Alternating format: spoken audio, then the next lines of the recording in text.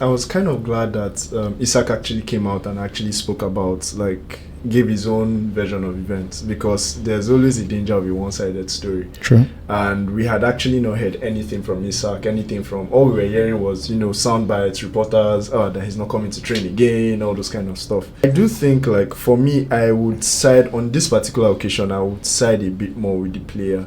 I've seen people come out to insult Isak, that he's being very silly, that this is contract, he should, adhere to the contract. For someone who has been a victim of having a gentleman's agreement with someone else, and then the person doesn't live up to that gentleman's agreement, for me it's a big deal.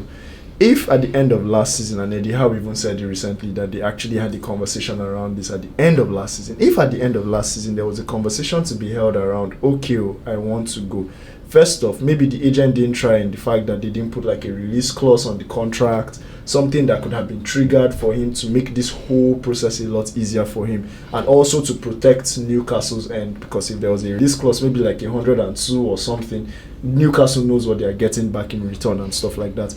But if there wasn't that, and then we actually had like a conversation on an agreement, and I get the points where people tell me like, okay, a gentleman's agreement technically is not legally binding, because even in court, sometimes to prove a gentleman's agreement, certain kind of things need to be provided for you to be able to prove like, okay, this has to actually stand, right?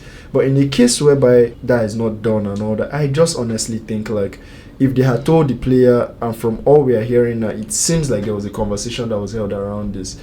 It seems like there was some form of agreement that, okay, you know what, we are going to actually allow you go at this particular point in time.